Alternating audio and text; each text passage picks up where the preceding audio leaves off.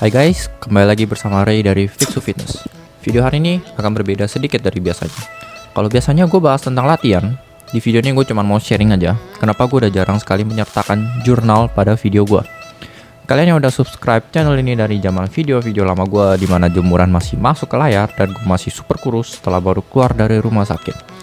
Mungkin tahu dulu gue sering menggunakan hasil studi juga. Di video collaboration dengan Shelly Vanessa juga ada pakai. Tapi kenapa di video-video terakhir gue malah jadinya jarang, bahkan udah lama nggak muncul jurnal-jurnal.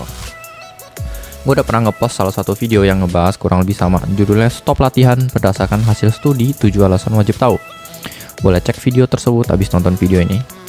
Video tersebut lebih mengarah ke kenapa hasil studi tidak selalu berlaku untuk semua orang, sedangkan video ini akan lebih mengarah ke kenapa gue nggak menggunakan hasil studi lagi di video gue.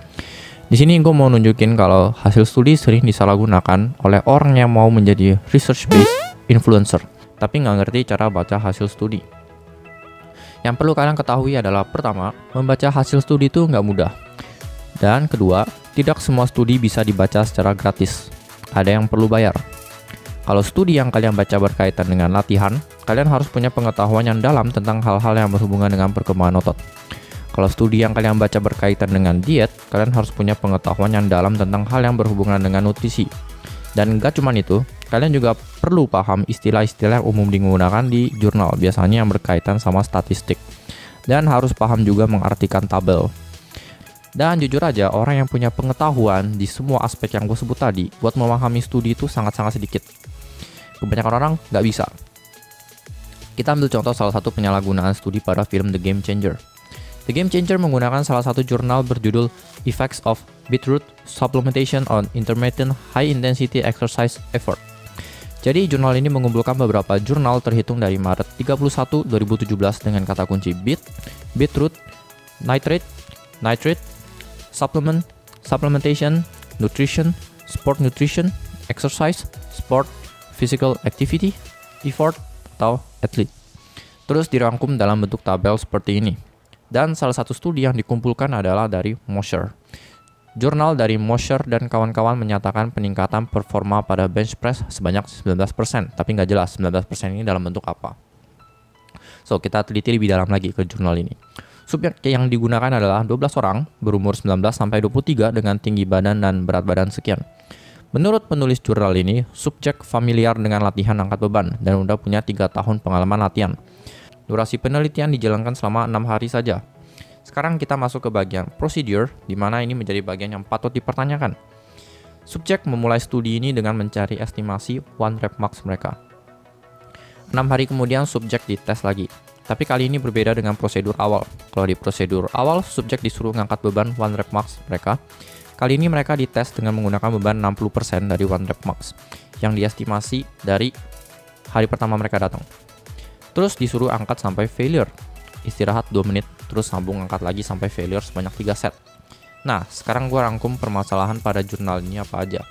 Yang pertama, jumlah subjek jauh dari kata cukup, cuma 12 orang. Yang kedua, durasi penelitian super singkat, cuma 6 hari. Apalagi subjek adalah kategori yang pengalaman latihannya udah 3 tahun ke atas, jadi kemungkinan besar udah tergolong intermediate. Dan kalian nggak perlu pengetahuan super tinggi buat tahu kalau intermediate udah hampir nggak bisa progres setiap sesi kayak pemula lagi. Jadi buat meneliti peningkatan strength pada intermediate hanya dalam 6 hari jauh dari kata cukup. Permasalahan terakhir, prosedur yang digunakan untuk pengetesan kedua tidak sama dengan yang pertama. Di hari pertama, subjek disuruh buat ngetes one rep max mereka. Tapi di hari ke-6, subjek disuruh buat ngelakuin sebanyak mungkin repetisi dengan beban 60% dari one rep max yang udah diestimasi. Nah, ini permasalahannya. Membandingkan strength dengan persen one rep max yang berbeda itu nggak akurat. Apalagi kalau persen one rep max yang dipakai itu kecil seperti 60% ini. Gue kasih contoh misalnya, si A sama si B sama-sama one rep max bench press-nya itu 100 kg. Sekarang kalau bebannya dibikin 60% jadi 60 kg. Terus si A sama si B ini disuruh sama-sama ngelakuin sampai failure. Bisa aja si A cuma dapat 12 repetisi. Tapi si B bisa dapat 16 repetisi. Apakah ini berarti si B berhasil meningkatkan one rep max-nya dalam 6 hari? Ya nggak seperti itu. Jadi studi ini tidak valid menurut saya karena 3 permasalahan yang gue sebut tadi. Tapi bisa jadi valid buat orang lain yang kriterianya berbeda sama gue. Sekarang kita ambil contoh kedua, menggunakan analisis EMG. Di sini gue mau menunjukkan kenapa analisis EMG tidak selalu bisa diandalkan. Salah satu tokoh terkenal dari luar negeri yang sering menggunakan analisis EMG dalam videonya adalah Jeremy Ethier dan Jeff Nippard. Gue comot salah satu videonya secara acak aja dari Jeremy Ethier. Di video berjudul The Best Science-Based Full Workout for Growth, Back Biceps Rear Delts, gue menggunakan jurnal pada menit ke-2 detik ke-8 yang berjudul Surface EMG Activation Patterns and Elbow Joint Motion During a Pull-Up, Chin-Up, or Perfect Pull-Up Rotational Exercise. Jurnal ini menunjukkan nilai EMG untuk beberapa otot seperti ini. Tapi di sini yang gue bahas lebih spesifik cuman lats, lower traps, dan bicep. Kalau kita lihat foto demonstrasi subjek saat melakukan pull-up dan chin-up, sudut pergerakan pada sendi bahu itu persis sama. Satu-satunya perbedaan hanya pada pergelangan tangan. Pada posisi chin-up, pergelangan tangan dalam posisi supinated, sedangkan pada posisi pull-up, pergelangan tangan dalam posisi pronated. Nggak perlu lihat hasil bacaan EMG. Kalau kalian mengerti sedikit tentang biomekanik sendi bahu, udah cukup jelas pergerakan sendi pada sudut yang sama akan menggunakan otot yang sama. Jadi pada perbandingan pull-up dan chin-up ini, aktivasi otot lats tidak akan jauh berbeda.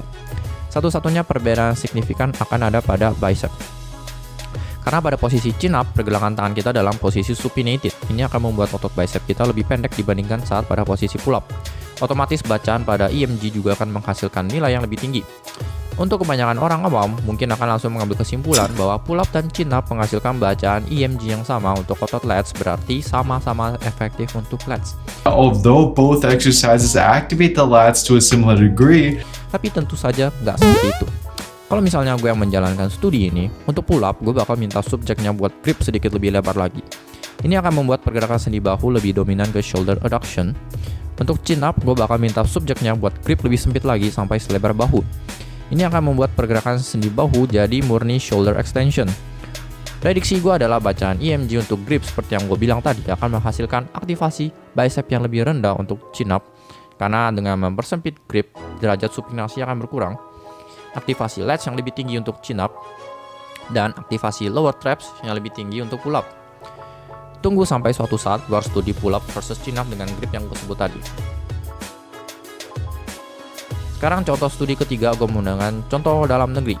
Gue sebelumnya ada mengadakan voting di Instagram, perlukah menggunakan contoh dalam negeri? Karena di Indonesia kan rata-rata masih belum terbuka sama kritik. Dan dikit-dikit akan dikatakan pencemaran nama baik bla bla bla bla. Tapi hasil votingnya adalah banyak yang mau gue menyertakan contoh dari Indonesia. I just don't give up. So di sini gue menyertakan contoh dari akun Instagram Rudy Sektio. Postingan Maret tanggal 3 dengan judul Resiko dan Manfaat Slow Eccentric. Gak perlu jauh-jauh, baru masuk ke slide keempat udah ada masalah.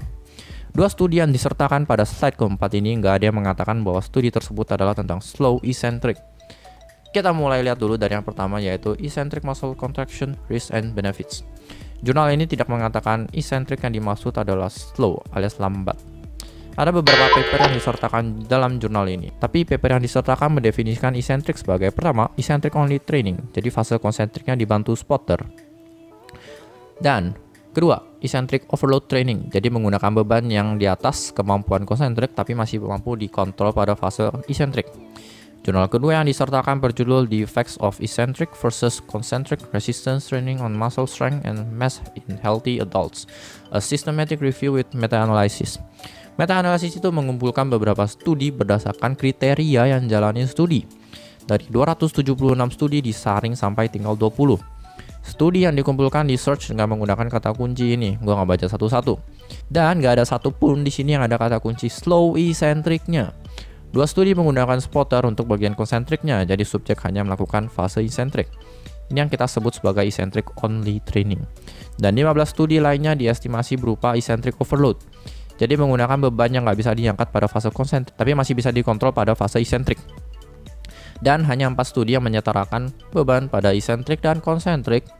Jadi postingan pada akun Rudy Sektio pada Maret 3 ini bisa dikatakan out of topic, karena studi yang digunakan nggak nyambung sama topik yang dibahas. Dugaan saya adalah kemungkinan besar Rudy Sektio hanya membaca abstrak studi tersebut, nggak dibaca sampai dalam-dalamnya sebenarnya ini studi tentang apa, metodologi dan subjeknya seperti apa, dan detail-detail lainnya. Seperti yang dipost Brad Schoenfeld, membaca abstrak PubMed tidak membuat Anda menjadi seorang evidence-based fitness practitioner.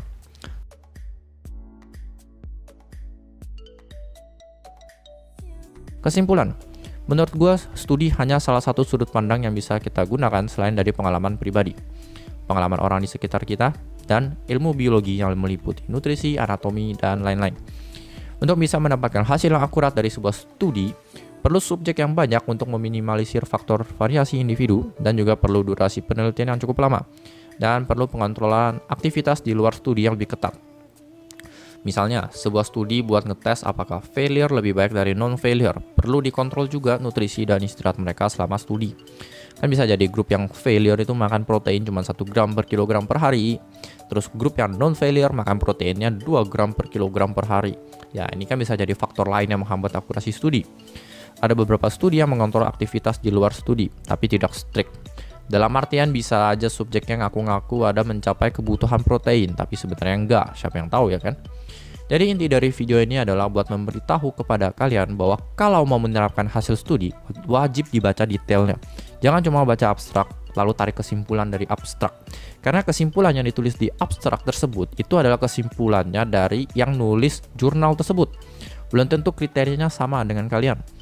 Seperti yang gue bahas di awal tadi ya, tentang game changer sama EMG analysis yang digunakan sama Jeremy Attier. Kan gue udah mengutarakan ketidaksetujuan gue. Dan hasil studi masih terlalu dini buat digunakan sebagai patokan utama. Karena jumlah studi yang diterbitkan menurut gue sampai detik ini masih cukup sedikit yang memenuhi standar. Jadi masih perlu waktu bertahun-tahun di mana hasil studi bisa mulai kita terapkan ke latihan keseharian kita. Sekian video hari ini. Thanks for watching. See you next time. Halo guys, terima kasih banyak udah nonton video kita sampai habis. Jangan lupa untuk follow Instagram kita juga, karena di sana banyak sekali postingan yang gak kalah menarik dengan YouTube kita. Dan jangan lupa untuk subscribe channel kita bagi yang belum, biar nggak ketinggalan dengan postingan-postingan video kita ke depannya. Oke, terima kasih udah menonton sampai habis. Thanks for watching, see you next time.